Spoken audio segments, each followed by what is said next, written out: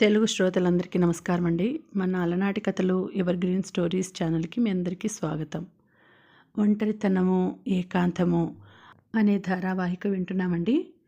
రచన శ్రీమతి విజయలక్ష్మి అవధానుల గారు. ఇక ఆలస్యం చేయకుండా మనం కథలోకి వెళ్ళిపోదామండి. వీడియో చూసిన వెంటనే లైక్ చేసి, షేర్ చేసి తప్పకుండా సబ్స్క్రైబ్ చేసుకోండి మన ఛానల్ని. బెల్ ఐకాన్ యాక్టివేట్ చేసుకోండి.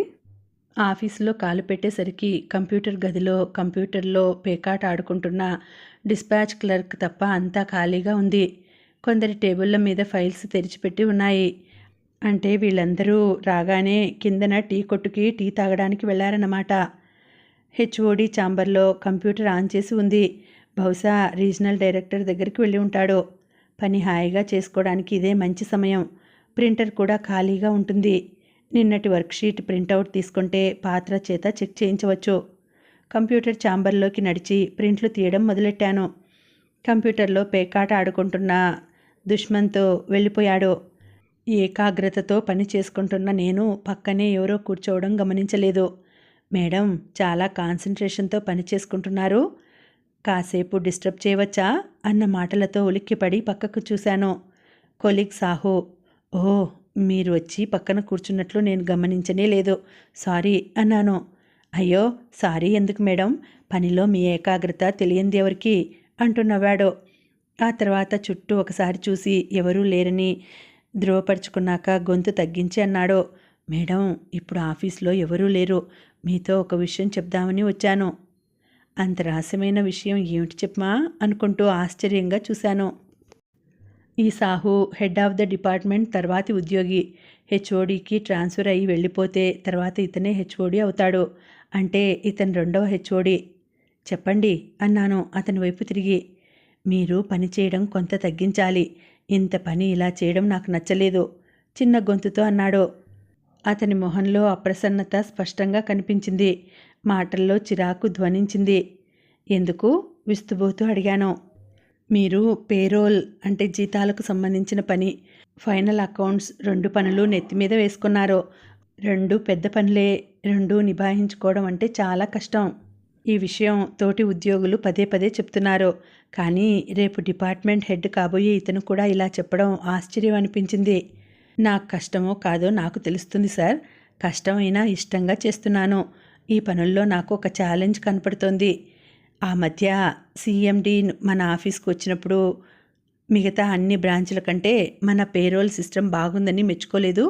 మనం తయారు చేసిన పేరోల్ ప్రోగ్రాం అన్ని బ్రాంచెస్కి పంపమని లేదు. ఇప్పుడిప్పుడే ఈ ఫాక్స్ ప్రోపై బాగా పట్టు వస్తోంది. ఈ పనిని నేను ఎంతో ఎంజాయ్ చేస్తున్నాను.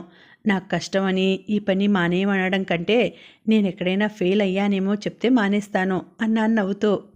పోనీ మీకు ప్రోగ్రామింగ్ అంత ఇష్టం అయితే ఆ పేరోల్ ఒక్క పని మీకు ఉంచుకొని ఫైనల్ అకౌంట్స్ పని ఇంకొకరికి అప్పగించమని ఇవాళే వెళ్ళి మన రీజనల్ డైరెక్టర్కి చెప్పండి. మన హెచ్ఓడికి చెప్పినా వినడు. దాదాపు గుసగుసగా అన్నాడు. సార్ నా పని బాగా లేకపోతే మీరే వెళ్ళి రీజనల్ డైరెక్టర్కి చెప్పవచ్చు కదా. మీ పని బాగా లేదని నేను అనడం లేదు మేడం, మీరు ఈ పని చేయలేనని ఆయనకు చెప్పమంటున్నాను. అకౌంట్ క్లోజింగ్ మరో 15 రోజుల్లో పెట్టుకొని ఇప్పుడు వెళ్ళి నేను ఈ పని మానేస్తానని చెప్పాలా? ఇప్పుడు నేను మానేస్తే అకౌంట్లో అస్తవ్యస్తం అయిపోవు. గంగలో కలవనీయండి, మరేం పర్వాలేదు. Let them go to hell అన్నాడు కసిగా. అవును, క్లోజింగ్ తర్వాత ఆడిటర్ల క్వేరీలకు సమాధానం చెప్పడానికి మీరు రాంచీ అంటే హెడ్ క్వార్టర్స్ వెళ్ళగలరా? మళ్ళా కాసేపు తర్వాత అడిగాడు. ఎందుకు వెళ్ళలేను, వెళ్తాను. ఫైనల్ అకౌంట్స్ పనిలో అది కూడా ఒక భాగమే కదా అన్నాను నేను ఆ మాట అంటున్నప్పుడు అతని కళ్ళు చిరాకుతో ముడుచుకుపోవడం నా దృష్టిని దాటిపోలేదు. అయితే మీరు నా మాట వినరన్నమాట. మీరు కానీ రాంచి వెళ్తే నేను ఇంకా మీతో మాట్లాడను నవ్వుతూ హాస్యానికి అంటున్నట్లు అన్నా ఆ గొంతులో అసూయ తెలిసిపోతూనే ఉంది. అమ్మో, మీరు మాట్లాడకపోతే ఎలా సార్? మీ దగ్గర ఎన్నో నేర్చుకున్నాను, ఇంకెన్నో నేర్చుకోవాలి. నేనన్న మాటల్లో ఎంత నిజముందో ఎంత అబద్ధముందో ఇద్దరికీ తెలుసు. కానీ అతను తెలియనట్లు ఊరుకున్నాడు. మీరేమో కష్టపడి పనిచేసి అకౌంట్స్ అప్పచెప్తారు. మన హెచ్ఓడి చటర్జీ ఆ క్రెడిట్ అంతా కొట్టేస్తాడు. మరో 6 నెలల్లో రాబోయే ప్రమోషన్ లిస్టులో ఇతని పేరు కూడా ఉంటుంది. ఈసారి అతను తన అసూయను దాచుకో ప్రయత్నించలేదు. 2 నెలల క్రితం జరిగిన సంఘటన గుర్తుకు వచ్చింది. ఆ రోజు నేను ఆఫీసులోకి అడుగుపెట్టేసరికి హెచ్ఓడి ఛాంబర్లో ల్యాండ్లైన్లో ఈ సాహు ఎవరితోనో మాట్లాడుతున్నాడు. నేను అటెండెన్స్ రిజిస్టర్లో సంతకం చేసి అక్కడే టేబుల్ మీద నాకు మార్క్ చేసిన పేపర్ చూస్తూ కూర్చున్నాను. అటు తిరిగి మాట్లాడుతూ ఉండడంతో అతను నన్ను గమనించలేదు. కాసేపట్లోనే తెలిసిపోయింది అతను హెడ్ క్వార్టర్ వాళ్ళతో మాట్లాడుతున్నాడని. ఇక్కడ ఫైనల్ అకౌంట్స్ సెక్షన్ చాలా అధ్వానంగా ఉంది సార్. ఈసారి అకౌంట్ క్లోజింగ్లో ఆడిటర్స్ ఏమైనా అడ్వర్స్ రిపోర్ట్ రాస్తారేమోనని భయంగా ఉంది. అవును, ఒకవేళ నేనే తర్వాత హెచ్ఓడి అయితే నా పాటలు దేవుడికే ఎరుక. ఈ చటర్జీకి అస్సలు బుర్రలేదు. లేకపోతే ఫైనల్ అకౌంట్స్ లాంటి పని ఆ మేడంకి అప్పచెప్తాడా? ఆడవాళ్ళకి అసలు అలాంటి పనులు ఇవ్వకూడదు. వాళ్ళకి మొబిలిటీ ఉండదు. బహుశా ఆమె ఆడిటర్స్కి జవాబులు చెప్పడానికి రాంచి వెళ్ళలేదు. ఒకవేళ వెళ్ళినా జవాబులు చెప్పలేదు. ఏం చేయాలో నాకు తోచడం లేదు అంటున్నాడు సాహు వెటకారం నిండిన గొంతుతో. నేను నిశ్శబ్దంగా అక్కడి నుండి బయటకు వచ్చేశాను. సాహు మాటలకి ఒకవైపు నవ్వు, ఒకవైపు కోపం రెండూ వచ్చాయి. అప్పుడు అలా ఫోన్లో మాట్లాడిన మనిషి ఇప్పుడు అసలు ఆఫీస్ పని మీద టూర్కి వెళ్ళవద్దు అంటున్నాడు. నేను రీజనల్ డైరెక్టర్ దగ్గరకు వెళ్ళి ఈ పని చేయలేనని చెప్తే అతనికి 2 లాభాలు. ఆఫీసులో నాకున్న పేరు తగ్గిపోతుంది. అకౌంట్స్ పాడవడం వలన చటర్జీకి ప్రమోషన్ ఆగిపోతుంది. ఈ చటర్జీకి సాహుకి మధ్య పచ్చగడ్డి వేస్తే భగ్గుమంటుందని తెలుసు. కానీ దానికి 3వ వ్యక్తిని కూడా బలి చేయాలని చూడడం ఏ మనిషిలో. అతని మనస్తత్వం గురించి కాసేపు ఆలోచించి మళ్ళీ పనిలో పడ్డాను. మధ్యాహ్నం లంచ్ అవర్లో లంచ్ బాక్స్ విప్పకముందే సెల్లు తీసి హిమజ నెంబర్ డయల్ చేశాను. అమ్మా, ఈ టైంలో చేశావేమిటి? భోజనం చేయడం అయిందా? ఇంకా లేదురా. పొద్దున్న నీకు గుడ్ మార్నింగ్ చెప్పలేదు కదా, అందువల్ల గుడ్ ఆఫ్టర్నూన్ అయినా చెప్దామని చేశాను. మా మంచి అమ్మ నవ్వుతూ అంది. ఆఫీస్ ఎలా ఉంది? నీకు ఏం పని ఇచ్చారు? ఆఫీస్ పని భలే బాగుందమ్మా. నీకు తెలుసు కదా, మాది ఆన్లైన్ టీచింగ్ ప్లాట్ఫామ్ అని. స్టూడెంట్స్ అడిగిన ప్రశ్నలకు జవాబులు రాసి పంపాలి. అవసరమైనప్పుడు ఫోన్లో వివరించి చెప్పాలి. నేను చదివిన చదువు ఇన్నాళ్ల తర్వాత ఉపయోగానికి వచ్చింది ఉత్సాహంగా అంది. ఆ మాటలతో నా మనసులో ఈ మూలనో ఉన్న చిరాకు మాయమైంది. మరికొంతసేపు మాట్లాడిన తర్వాత శేఖర్ ఫోన్ నెంబర్ డయల్ చేశాను. ఈ టైంలో చేశావేమిటి సరు? అటు నుండి బద్ధకంగా వినిపించింది. నిద్రపోతున్నారా? లేపేశానా? ఆత్రంగా అడిగాను. ఇప్పుడే అన్నం తిని చిన్న కొనుకు తీస్తున్నాను. మళ్ళా కాసేపట్లో చిన్నవాడు స్కూల్ నుండి వచ్చేస్తాడు కదా, ఇంకా నిద్ర అవదని. ఏమిటి, అప్పుడే వంటావిడ వండేయడం, మీరు భోజనం చేయడం కూడా అయిపోయిందా? ఇంతకు కృష్ణకుమారి గారు ఉన్నారా, వెళ్ళిపోయారా? లేదు, ఇంకా వంటింట్లో ఏదో చేస్తున్నారు. ఆవిడ రావడమే 11:30కి వచ్చారు. నాకు 12 గంటలకి బాగా ఆకలేసింది. అప్పటికి కుక్కర్ అయిపోయింది. నిమ్మకాయ అన్నం, మజ్జిగ అన్నం తినేశాను. నా మనసు చివుక్కుమంది. అదేమిటి, కూర పప్పు లేకుండా తినేశారా? నొచ్చుకుంటూ అన్నాను. సరే, ఎలాగూ లేచారు కదా, ఒకసారి ఫోన్ ఆవిడకి ఇవ్వండి, మాట్లాడతాను. ఆయన ఫోన్ ఇచ్చారు. నమస్కారం అమ్మగారు, బాగున్నారా? నేను బాగున్నాను. ఒక మాట చెప్తాను, వింటారా? చెప్పండి అమ్మగారు. మీరు రోజు మరీ 11:30కి కాకుండా కొంచెం త్వరగా, అంటే 11కి రాలేరు? బాబుగారికి భోజనానికి ఆలస్యం అయిపోతుంది అన్నాను నేను. ఇవాళ బాబుగారు నిమ్మకాయ పచ్చడితో అన్నం తింటుంటే నాకు బాధగా అనిపించిందమ్మా. కానీ అక్కడ మీ ఆడపడుచు గారింట్లో వంటలు అయ్యేసరికి ఆ సమయం అవుతోంది. పోనీ ఒక పని చేయండి, ముందు రోజు కూరలు తరిగి ఫ్రిడ్జ్లో పెట్టుకోండి. అప్పుడు రాగానే ఒక మంట మీద కుక్కర్, ఒక మంట మీద కూర చేసేయచ్చు. ఆలస్యమైన రోజు కలగూర పప్పు చేయకపోయినా పర్వాలేదు, ముద్దపప్పు వండించేయండి. ఆయన పప్పు కూర తినడం ముఖ్యం. కూరల్లో కారాలు బాగా తగ్గించండి అంటూ మరికొన్ని సూచనలు ఇచ్చి ఫోన్ పెట్టేశాను. ఆ రోజు కూడా ఇంటికి వచ్చేసరికి 7 గంటలైంది. టిఫిన్ డబ్బా సింకులో పడేసి కిచెన్ ప్లాట్ఫామ్ మీద చూశాను. రొట్టెలు, కూర 2 చిన్న చిన్న కాసరోల్స్లో సర్ది ఉన్నాయి. వాటిని ముచ్చటగా చూస్తూ ఈ నెల నుండి చిన్నమ్మ జీతం ఎక్కువ చేయాలి అనుకున్నాను. ఈరోజు కూడా కిందకి వెళ్ళి వాకింగ్ చేసుకునే సమయం దాటిపోయింది. కారిడార్లోనే చేసుకోవాలి. స్నానం చేసి శేఖర్తో అరగంట సేపు మాట్లాడి కారిడార్లో నడవడం మొదలెట్టాను.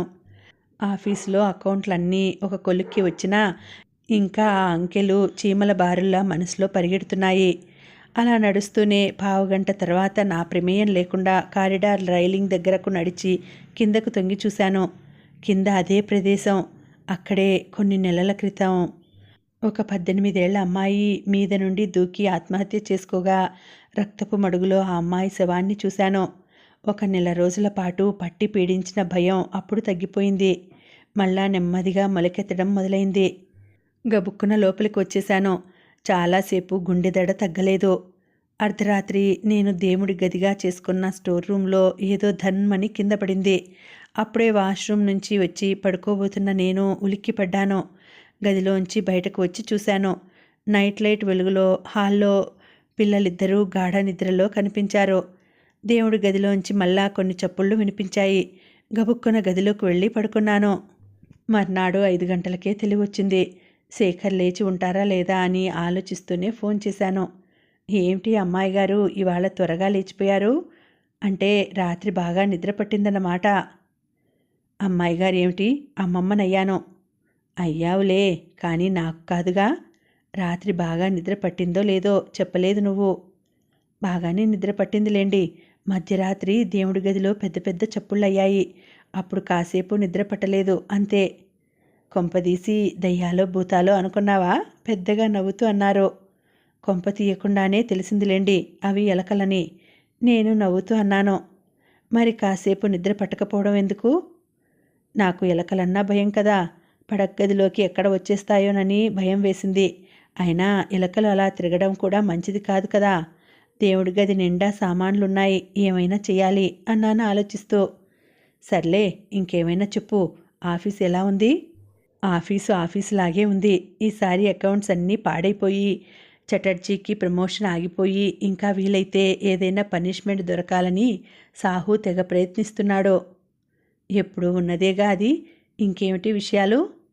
నిన్న సాయంత్రం వచ్చేసరికి చీకటి పడిపోయింది. అందువల్ల కారిడార్లోనే వాకింగ్ చేసుకున్నాను. అప్పుడేమో. చెప్పు, సగంలో ఆపేశావేమిటి? ఆ మధ్య ఒక అమ్మాయి బిల్డింగ్ మించి దూకేసి ఆత్మహత్య చేసుకుంది కదా. ఆ జాగాలోకి వచ్చేసరికి వద్దనుకుంటూనే కిందకి తొంగి చూశాను. అప్పటి రక్తం మడుగులో అమ్మాయి శరీరం మళ్ళా గుర్తొచ్చింది. చాలాసేపు గుండెదడ తగ్గలేదు. బహుశా అప్పుడు ఆ భయం లేకపోతే అర్ధరాత్రి ఎలకల చప్పుడుకి భయం ఉండేది కాదేమో. నీకసలు బుద్ధుందా? అసహనంగా దాదాపు అరిచినట్లు అన్నారు శేఖర్. గతుక్కుమన్నాను. అప్పుడు కొన్ని నెలల క్రితం ఇంట్లో దయ్యం తిరుగుతోందేమోనని భూత వైద్యుడి దగ్గరకు కూడా వెళ్ళాం. ఏదో దేవుడి దయ వలన ఆ భయాలన్నీ తగ్గి హాయిగా ఉన్నాం అనుకుంటుంటే ఇప్పుడు మళ్ళా పని కట్టుకుని ఆ జాగాకెళ్ళి తొంగి చూసి భయం కొని తెచ్చుకోవడం ఎందుకు? అదైనా ఇలా ఒంటరిగా ఉన్నప్పుడు, కోపంగా అన్నారు. ఏంటో నా కాళ్ళు అటు నడిచాయి. నీకు వెర్రి పిచ్చి సమపాళ్లలో ఉన్నాయి. శేఖర్ మాటలు నవ్వు తెప్పించాయి. ఊహు కాదు, పిచ్చి కొంచెం ఎక్కువ, వెర్రి కొంచెం తక్కువ అన్నాను నవ్వుతూ. సర్లే, ఇది మన స్టాక్ డైలాగే కదా. నా మాట విని ఆ కారిడార్ వాకింగ్లు మానేయి. అప్పుడప్పుడు మానేసినా పర్వాలేదు. అబ్బా, ఎంత కుళ్ళు మనిషమ్మా. నాకా కుళ్ళా? ఆశ్చర్యం నటిస్తూ అన్నారు. లేకపోతే మరేమిటి, నేనేమో వాకింగ్లు మానేసి సూర్యకాంతంలా అయిపోవాలా? మీరు చక్కా అలా రమణారెడ్డిలాగానే ఉంటారా? నన్ను రమణారెడ్డితో పోలుస్తావు కదూ. నేను బాగా హర్ట్ అయ్యాను. ఎంచక్కా నాగేశ్వరరావుతో పోల్చవచ్చు కదా. సర్లేండి, ఈ మాటలకేం కానీ. ఇంకా నేను హిమజతో కూడా మాట్లాడి వాకింగ్ చేసుకుని వంట చేసుకుని ఆఫీస్కు తయారవ్వాలి.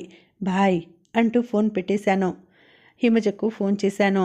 ఏరా తల్లి, ఆఫీస్కి తయారవడంలో బిజీగా ఉన్నావా? లేదమ్మా, ఇంకా చాలా టైం ఉంది. బాల్కనీలో కూర్చొని కాఫీ తాగుతున్నాను. ఇలా తాపీగా కూర్చొని కాఫీ తాగుతుంటే భలేగా ఉందిలే. Very good. ఇవాళ ఆఫీస్కి లంచ్ బాక్స్లో ఏం తీసుకెళ్తున్నావు? అమ్మా, ఆఫీస్లోనే కావాలన్న వాళ్ళకి లంచ్ ప్రొవైడ్ చేస్తారట. నిన్ననే తెలిసింది. డబ్బులు కట్టేశాను. ఇవాళ నుంచి ఆఫీస్లోని లంచ్. ఓహ్, అలా అయితే చాలా బాగుంటుంది. అన్ని ఐటమ్స్తోనూ చక్కా తినొచ్చు అన్నాను సంతృప్తిగా. హిమజతో కాసేపు మాట్లాడాక కిందకు వాకింగ్కి వెళ్ళాను. చల్లని గాలి, గాలిలో తేలివస్తూ మల్లెల వాసన. కాలనీలోనే ఎక్కడో మామిడి చెట్టు గుబుర్లోంచి కూస్తున్న కోయిల. మనసంతా ప్రశాంతంగా అయిపోయింది. అరగంట వాకింగ్ చేసుకుని వచ్చేశాను. ఆఫీస్కి వెళ్ళడానికి ఏ చీర కట్టుకోవాలో ఆలోచిస్తూ బట్టల వార్డ్రోబ్ తెరిచాను. వేసవి వచ్చేస్తోంది. ఇంకా కాటన్ చీరలే హాయి. మిగడ రంగుకు చింతపిక్క రంగు అంచున్న బెంగాల్ కాటన్ చీర తీశాను. ఇప్పుడు దీనికి సరిపడే బ్లౌజు ఉందో లేదో వెతుక్కోవాలి. అదో తలనొప్పి. చిందరవందరగా ఉన్న బట్టలను సర్దుతుంటే అరల క్రింద పరిచిన న్యూస్ పేపర్ కింద పాలిథిన్ కవర్లో పెట్టిన కొన్ని కాగితాలు కనిపించాయి. ఆ కాగితాలు చాలా రోజుల నుండి అక్కడే ఉన్నాయి. బీరువా సర్దినప్పుడల్లా ఒకసారి తీసి చదవడం అలవాటు. అయితే ఎప్పుడూ ఆదివారం నాడు మాత్రమే బీరువా సర్దుతాను కాబట్టి చదవాలనిపించినప్పుడు తీరిగ్గా కూర్చొని చదువుతాను. ఇవాళ ఆదివారం కాదు, కానీ ఒక్కదాన్నే ఉన్నాను. పనికి ఇంకా చాలా సమయం ఉంది. కాగితాలను జాగ్రత్తగా తీశాను. అవి చాలా పాత కాగితాలు, 35 ఏళ్ల క్రితంవి. అందుకే చిరిగిపోకుండా ఉండాలని మడతలు పెట్టకుండా అలాగే పాలిథిన్ కవర్లో ఉంచుతుంటాను. కాగితాలు కవర్లోంచి తీస్తుంటే పెదవుల మీద నవ్వు పూసింది.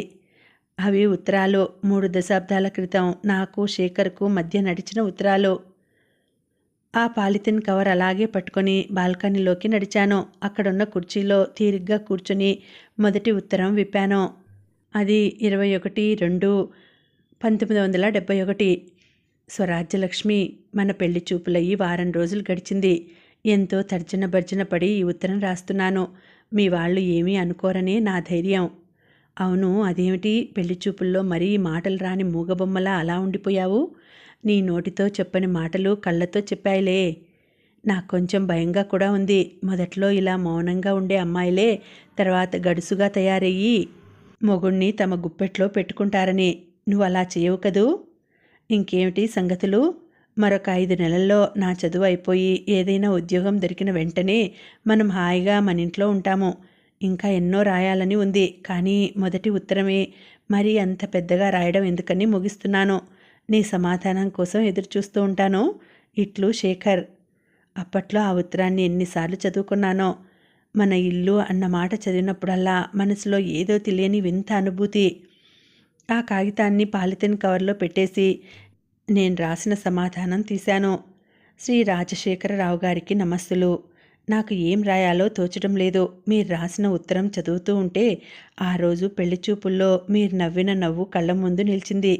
మన ఇల్లు అన్న మాట చదువుతుంటే ఎంత హాయిగా అనిపించిందో తెలుసా? నా స్నేహితురాళ్ళ దగ్గర నుండి వారానికి 2 ఉత్తరాలు వస్తాయి. ఏ ఉత్తరము కూడా మీరు రాసిన ఉత్తరం చదివినన్నిసార్లు చదవలేదు. ఇంకా ఎన్నో రాయాలని ఉంది, కానీ ఏం రాయాలో తెలియడం లేదు. ఇట్లు స్వరాజ్యం. నవ్వుకుంటూ దానికి శేఖర్ రాసిన జవాబు తీశాను. సరు, అదేమిటి ఆ సంబోధన? రాజశేఖరరావు గారు అంటూ వింటుంటే తెలుగు సినిమా హీరోయిన్ తండ్రి పేర్లా అనిపిస్తోంది. హాయిగా శేఖర్ అని పిలవచ్చు, లేకపోతే రాజు అని పిలవచ్చు. ఇంకా ముద్దుగా పిలవాలంటే.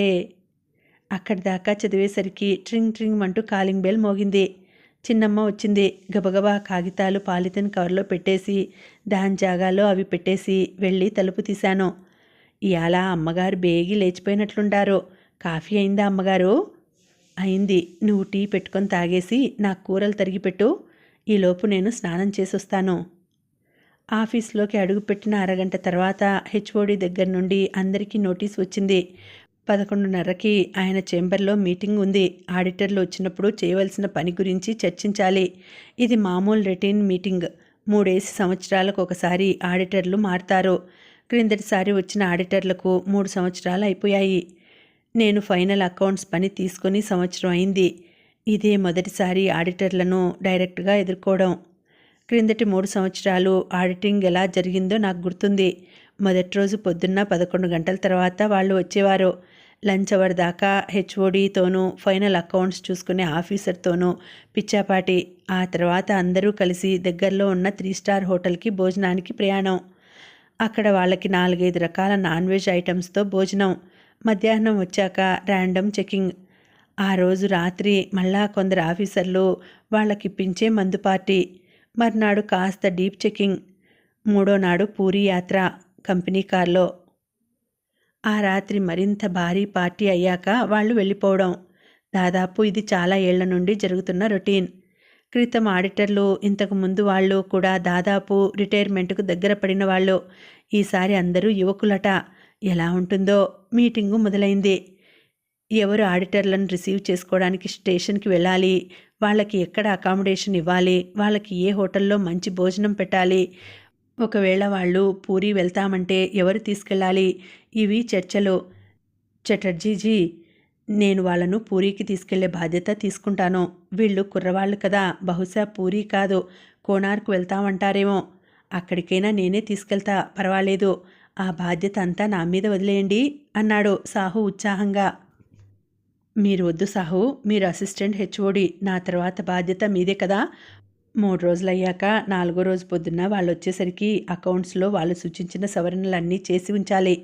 అప్పుడే వాళ్ళు అడ్వర్స్ రిపోర్ట్ రాయకుండా ఉంటారు. ఎవరైనా జూనియర్ ఆఫీసర్ని పంపుదాం. ఏం త్రిపాఠి, మీరు వెళ్తారా? తప్పకుండా సార్ అన్నాడు త్రిపాఠి. చటర్జీ మాటలకు సాహు మొహం నల్లబడింది. వెంటనే, మీరన్నది నిజమే సార్. అసలే స్వరాజ్యం మేడంకి ఆడిటర్లు కొత్త. నేను సహాయం చేయకపోతే కుదరదు. నేను ఆ విషయం మర్చిపోయాను అన్నాడు బలవంతంగా నవ్వుతూ. సాహు, మీరు 2 రోజులు వాళ్ళని లంచ్కి డిన్నర్కి తీసుకెళ్ళండి. డిన్నర్ టైంలో మంచి క్వాలిటీ డ్రింక్స్ ఇప్పించండి. ఏదైనా ఫారెన్ సరుకు అయితే బాగుంటుంది సార్. మీరేం వరి అవ్వకండి, వాళ్లను సంతృప్తిపరిచే బాధ్యతను నేను చూసుకుంటాను అన్నాడు సాహు హుషారుగా. మేడం, సాధారణంగా ఫైనల్ అకౌంట్స్ చూసే ఆఫీసర్ కూడా లంచ్కి డిన్నర్కి ఆడిటర్లతో పాటు వెళ్తుంటారు. మరి మీరు కూడా వస్తారా? సార్, అందరూ జెంట్స్, నేనొక్కదాన్ని ఆడదాన్ని. కానీ నా అభ్యంతరం అది కాదు. మీరేదో డ్రింక్స్ అవి అంటున్నారు. అటువంటి స్థలాలకు వెళ్ళడం నాకు ఇష్టం లేదు. నన్ను వదిలేయండి. డన్. మీ సమస్య అర్థం చేసుకోగలను. మీరు రాకపోయినా పర్వాలేదు. ఆ తర్వాత 1 గంట పాటు ఆడిటర్లకు ఏ ఏ సదుపాయాలు చేయాలి, ఆడిటింగ్ తర్వాత ఆఫీస్లో అందరూ చేసుకునే పార్టీలో ఏ ఏ ఐటమ్స్ ఉండాలి, ఈ విషయాలే చర్చించబడ్డాయి. నేను చెబుదామనుకున్న విషయాలు చెప్పడానికి అవకాశమే రాలేదు. పోన్లే, తర్వాత వెళ్ళి చటర్జీతో మాట్లాడదాం అనుకున్నాను. 1 గంట పాటు తిండి విషయాలు చర్చ జరిగాక అందరూ ఛాంబర్ నుండి బయటకు వచ్చేశారు. ఒక్క సాహు తప్ప. నేను బయటకు వచ్చి నా సీట్లో కూర్చోబోతుంటే ఆడిటర్లు వచ్చే ముందు చేయవలసిన పనులు లిస్టు రాసిన కాగితం చటర్జీ ఛాంబర్లోనే మర్చిపోయానని గుర్తొచ్చింది. అది నేను చటర్జీ ఛాంబర్లోకి వెళ్తూ తీసుకెళ్ళి అక్కడ టేబుల్ మీద మర్చిపోయాను. నేను మళ్ళా ఆ ఛాంబర్ వైపు నడిచాను. గాజు తలుపు తీస్తుంటే సాహు మాటలు వినిపించాయి. చటర్జీదా, వచ్చేవాళ్ళు కుర్ర గ్యాంగు. మనం నైట్ లైఫ్ కూడా వాళ్ళకి ఏర్పాటు చేస్తే బాగుంటుందేమో. మీరు అంటే. నేను గదిలోకి రావడం చూసి మాటలు ఆపేశాడు సాహు. మొదట అతను అంటున్న మాటలు అర్థం అవ్వకపోయినా అర్థమయ్యాక నిర్ఘాంతపోయాను. ఇలా కూడా జరుగుతోందా ఈ ఆఫీస్లో? లేక ఇదే మొదటిసారా? లేక ఇవన్నీ సాహు తెలివితేటలా? అనుకుంటుంటే బుర్ర తిరిగిపోయింది. మాట్లాడకుండా గబుక్కున టేబుల్ మీద పేపర్ తీసుకుని వచ్చేశాను. అద్దాల చేంబర్లోంచి 10 నిమిషాల పాటు ఇద్దరి మధ్య జరిగిన వాదన స్పష్టంగా కనిపించింది. 10 నిమిషాల తర్వాత కోపంతో ఎర్రబడిన మొహంతో సాహు బయటకు వచ్చాడు. బహుశా ఇతను చెప్పిన విషయం చటర్జీ ఒప్పుకొని ఉండడు. కొంత రిలీఫ్గా అనిపించింది. సాహు బయటకు వచ్చాక 10 నిమిషాల తర్వాత నేను నా కాగితం తీసుకుని చేంబర్లోకి వెళ్ళాను. సార్, ఆడిటర్లు వచ్చినప్పుడు మనం ఓచర్లు ఎలా ఆర్గనైజ్ చేయాలో, బహుశా వాళ్ళు అడగబోయే ఓచర్ల లిస్టు, ఇంకా మిగతా చిన్న చిన్న విషయాలు ఇందులో రాశాను. ఇది టైప్ చేయించి మన డిపార్ట్మెంట్లో అందరికీ ఒక్కో కాపీ ఇస్తే ఆడిటర్లు వచ్చినప్పుడు పని సులువుగా జరిగిపోతుంది అన్నాను కాగితం అందిస్తూ. ఆయన ఒకసారి కాగితం పరిశీలించాడు. Very good madam. సరే, దీన్ని టైప్ చేయించి అందరికీ ఇద్దాంలేండి. కానీ మీరు అనవసరంగా శ్రమ పడ్డారేమో అనిపిస్తోంది. బహుశా ఈ ఆడిటర్లు అంత డీటెయిల్ చెకింగ్ చెయ్యరేమో. Anyhow, I appreciate your efforts అన్నాడు మెచ్చుకోలుగా చూస్తూ. నేను చేసిన ఈ పని ఆడిటర్లకు పనికిరాని రాకపోని కనీసం ఆ కాగితం చింపి పడేయలేదు అనుకున్నాను సంతృప్తిగా. ఆ రోజు ఆఫీస్ గంటల తర్వాత ఆఫీస్లో కూర్చోవలసిన అవసరం రాలేదు. 5:30 కల్లా ఇంట్లో ఉన్నాను. బయట ఇంకా చిరు ఎండ ఉంది. రోజులా కాకుండా నేను వచ్చేసరికి చిన్నమ్మ ఇంట్లోనే ఉంది, కూరలు తరుగుతోంది. ఈరోజు బేగి వచ్చేసారే అమ్మగారు, టీ పెట్టిచ్చేదా? నాకొక కప్పు ఇచ్చి నువ్వు కూడా ఒక కప్పు తాగు అంటూ సోఫాలో చితకిలపడ్డాను. చిన్నమ్మ ఇచ్చిన వేడివేడి టీ తాగేసరికి అలసటపోయింది. సాయంత్రం చల్లబడింది. చాలా రోజుల తర్వాత కిందకు వెళ్ళి గ్రౌండ్లో వాకింగ్ చేసుకునే అవకాశం దొరికింది. వాకింగ్ చేసుకుని వచ్చాక స్నానం చేసుకుందాం అనుకుని కిందకు నడిచాను. కింద గ్రౌండ్లో కొందరు పెద్దలు వాకింగ్ చేసుకుంటున్నారు. కొందరు సిమెంట్ బెంచీల మీద కూర్చొని కబుర్లు చెప్పుకుంటున్నారు. కొందరు పిల్లలు జోరుగా సైకిళ్ళు తొక్కేస్తున్నారు. కొందరేమో బ్యాడ్మింటన్ ఆడుకుంటున్నారు. ఆహ్లాదకరంగా ఉంది వాతావరణం. మనసులోని ఒంటరితనపు గూటిలోకి చిన్న చిన్న పక్షి పిల్లలు వచ్చి కిచకిచలాడినట్లు హాయిగా అనిపించింది. అరగంట తర్వాత హాయి నిండిన మనసుతో ఇంట్లోకి అడుగుపెట్టాను. చిన్నమ్మ పని అయిపోయి వెళ్ళిపోయినట్లుంది. ఇల్లంతా నిశ్శబ్దంగా ఉంది. చిరాకు పెట్టే నిశ్శబ్దం. ఒక అరగంట సేపు శేఖర్తోనూ హిమజతోనూ మాట్లాడాను. మాటలు అయిపోయాక మళ్ళీ అదే ఒంటరితనం. టీవీ పెడితే చూసినా చూడకపోయినా కనీసం నిశ్శబ్దం పోతుంది అనుకుంటూ టీవీ పెట్టి అది ఏ ఛానల్లో కూడా చూడకుండా స్నానం చేయడానికి వెళ్ళిపోయాను. ఆ తర్వాత స్నానం చేస్తున్నప్పుడు, వంట చేసుకుంటున్నప్పుడు హాల్లోంచి వినిపిస్తున్న టీవీ శబ్దం ఇంట్లో ఎవరో మనుషులు ఉన్నారన్న అనుభూతి కలిగించింది. ఒక ప్రాణం లేని వస్తువు ప్రాణం ఉన్న మనిషి ఒంటరితనాన్ని పోగొడుతోంది. ఇదే ఐరనీ. వంట కూడా అయ్యాక హాల్లోకి వచ్చి సోఫాలో కూలబడ్డాను. వేసవి ప్రవేశిస్తోంది. వేడి వంటగదిలోంచి బయటకు వచ్చాక శరీరానికి చల్లగాలి కావాలి అనిపిస్తోంది. వీధి తలుపు తెరిస్తే తప్ప చల్లగాలి లోపలికి రాదు. వీధి తలుపు తెరిచాను. చల్లగాలి హాయిగా ఒంటిని తాకింది. నేనసలు టీవీ ఎక్కువగా చూడను. కానీ చాలా రోజుల తర్వాత దొరికిన తీరికతో టీవీ ఛానల్స్ మారుస్తూ కూర్చున్నాను. ఇలా కూర్చోవడం కూడా బాగానే ఉంది. ఇంతలో రివ్వుమంటూ వచ్చిందొక గబ్బెలం ఇంట్లోకి. ఉలిక్కిపడ్డాను. టపటపా చప్పుడుతో హాలంతా పిచ్చి పట్టినట్లు ఎగురుతోంది. 2-3 సార్లు దాదాపు నా తలను తాకుతూ ఎగిరింది. బిల్డింగు కారిడార్లో 2వ లిఫ్ట్ కోసం ఒక షాఫ్ట్ తయారు చేసి ఉంచారు. 2వ లిఫ్ట్ ఎప్పుడు వస్తుందో తెలియదు, కానీ లిఫ్ట్ కోసం తయారు చేసిన షాఫ్ట్లో మాత్రం వందల కొద్ది గబ్బిలాలు కాపురం పెట్టాయి. సాయంత్రం అయ్యేసరికి అవి బయటకు వచ్చి అతి వేగంగా అటు ఇటు ఎగురుతూ ఉంటాయి. చాలా అరుదుగా ఇళ్లల్లోకి వస్తాయి. శేఖర్ ఇంట్లో ఉండే రోజుల్లో ఇలా గబ్బిలం ఇంట్లోకి వస్తే కెవ్వుమని కేక పెట్టి నేను బెడ్రూమ్లోకి దూరిపోయి తలుపు వేసుకునేదాన్ని. మరో బాల్కనీ తలుపు, అన్ని కిటికీ తలుపులు తెరిచి దానంతటా అది ఏదో ఒక దారంట బయటకు పోయేదాకా వేచి ఉండి అప్పుడు శేఖర్ నన్ను బెడ్రూమ్ నుండి బయటకు రమ్మని పిలిచేవారు. ఇప్పుడు శేఖర్ లేరు. వీధి తలుపు బార్లా తీసి ఉండగానే నేను బెడ్రూమ్లోకి పోయి తలుపేసి కూర్చోలేను. పోనీ వీధి తలుపు మెల్లగా వేసేసి బెడ్రూమ్లోకి వెళ్ళి తలుపేసుకుంటే ఆ గబ్బిలం ఇంట్లోనే తిరుగుతూ ఉంటుంది. హఠాత్తుగా ఏదో నిస్సత్తువ ఆవహించింది. గుండె దడదడలాడింది. మెల్లగా లేచి గబ్బిలం వైపు జాగ్రత్తగా చూస్తూ వెళ్ళి బాల్కనీ తలుపు తెరిచాను. అది 2 తలుపుల్లో ఒక దాంట్లోంచి బయటకు వెళ్ళాలి, కానీ వెళ్ళడం లేదు. తలుపు దాకా వెళ్ళి గోడకు కొట్టుకుని మళ్ళా వెనక్కు వచ్చేస్తోంది. అలా పావుగంట సేపు గదిలో జయీమని ఎగిరాక తెరిచి ఉన్న వీధి తలుపు నుండి బయటకు దూసుకుపోయింది. అది అలా బయటకు వెళ్ళగానే గబుక్కున వెళ్ళి వీధి తలుపు వేసేశాను. వెనక బాల్కనీ తలుపులు కూడా వేసేశాను. పనులన్నీ అయ్యాక కాసేపు చల్లగాలి పీలుస్తూ కూర్చునే అదృష్టం కూడా లేదా అనుకుంటుంటే అప్రయత్నంగా కళ్ళల్లో నీళ్లు తిరిగాయి. నా మీద నాకే జాలేసింది. శేఖర్తో మాట్లాడాలి అనిపించింది.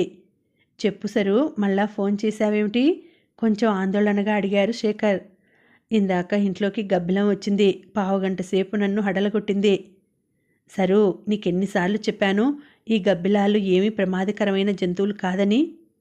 అవునండి, నాకు తెలుసు. కానీ అది గదిలో తిరిగే పద్ధతి చూస్తుంటే మొహాన్ని ఫట్మని కొడుతుందేమో అని భయం వేసింది. చూడు, ఇంక నువ్వు ఆ గబ్బిలం గురించి ఆలోచించకు. అన్నట్లు మీ అకౌంట్స్ క్లోజింగ్ పని ఎంతవరకు అయింది? నేను చేయగలిగినంత చేశాను. ఆ పైన ఆ పైవాడి దయ. వాహ్, భలే ప్రాసలతో మాట్లాడుతున్నావు. ఇదే మూడ్లో ఏదైనా కవిత రాసేయకూడదు? పెద్దగా నవ్వుతూ అన్నాడు శేఖర్. సర్లేండి, కవిత ఒక్కటే తక్కువ. ఇప్పుడు మీరు ఏం చేస్తున్నారు? చిన్నవాడి చేత హోంవర్క్ చేస్తున్నాను. హిమజ పెద్దవాడి చదువు చూసుకుంటోంది. సరే, మీ పనులు చూసుకోండి. నేను కూడా కంప్యూటర్లో కొంచెం పని చేసుకోవాలి. Good night. Good night. గంటసేపు ఏకాగ్రతతో ఆఫీస్ పని చేసుకున్నాను. కడుపులో ఆకలి కరకరమంది. వంటింట్లోకి నడిచాను. వంటింటి గుమ్మంలోకి అడుగు పెడుతూనే అక్కడి దృశ్యం చూసి కెవ్వుమన్నాను. 2 పెద్ద బల్లులు. ఒకటి తెల్లని పాల బల్లి, మరొకటి నల్లని మచ్చల బల్లి. ఒకదానిని ఒకటి పనవేసుకోవడానికి ప్రయత్నిస్తూ ఒకదాని మీదకు ఒకటి దూకుతూ వంటింటి ప్లాట్ఫారం మీద ఈ చివరి నుండి ఆ చివరి వరకు పరిగెడుతూ ఒళ్ళు గగ్గురు పొడిచింది. అంతవరకు ఉన్న ఆకలి మాయమై దాని స్థానాన వెగటు ఆక్రమించింది. పాపం అవి హార్మ్లెస్ క్రీచర్స్. కానీ ఎన్నిసార్లు ఆ విషయం మనసులో ఇంకించుకొందుకి ప్రయత్నించినా ఆ భావన ఎందుకో పోదు. ఒక ప్రాణం లేని వస్తువు నాకు కంపెనీ ఇస్తే మరో ప్రాణం ఉన్న జీవి భయం కలిగిస్తోంది. ఇది మరొక ఐరనీ. చప్పున పడక గదిలోకి వెళ్ళిపోయి చేతికి దొరికిన పుస్తకం చేతిలోకి తీసుకున్నాను. చిన్నమ్మ పిల్లలు ఇద్దరూ వచ్చి పడకలు పరుచుకున్నాక మళ్ళా వంటింట్లోకి తొంగి చూశాను. బల్లుల జాడ లేదు. భయంగానే చుట్టూ చూసుకుంటూ వండిన వంటలు డైనింగ్ టేబుల్ మీదకి తెచ్చుకొని తిన్నాననిపించాను. ఆ రోజు రాత్రి కలల నిండా పెద్ద పెద్ద బల్లులు, పాములు, తేళ్ళు. అర్ధరాత్రి తెలివి వచ్చినప్పుడు సాయంత్రం నా మీద నాకే కలిగిన జాలి గుర్తొచ్చింది. నాన్నగారు, మనుషులకి ఎందుకు అప్పుడప్పుడు వాళ్ళ మీద వాళ్ళకే జాలి కలుగుతుంది? పైలోకాల్లో ఉన్న నాన్నగారిని అడిగాను. తల్లి, ఇంకొకరి మీద జాలి కలిగినప్పుడు వాళ్ళకి ఏదైనా సాయం చేయాలన్న కోరిక తీవ్రంగా కలుగుతుంది. మనం వాళ్ళకు సాయం చేస్తాము. మన మీద మనకి జాలి కలిగినప్పుడు మనకి మనం సహాయం చేసుకోవాలి, అంతే. ఇంకొకరి సాయం గురించి ఎదురు చూడకూడదు అని నాన్నగారు చెప్పినట్లు అనిపించింది. మీరు చెప్పిన విషయం తప్పక ఆచరించడానికి ప్రయత్నిస్తాను నాన్నగారు, మనసులోనే నాన్నగారికి చెప్పాను. ఆ తర్వాత హాయిగా నిద్ర పట్టింది. ఇంకా ఉందండి, కథ కొనసాగుతుంది. మళ్ళీ వచ్చే వీడియోలో తర్వాతి భాగం వినేద్దామండి. అంతవరకు సెలవు. నమస్తే.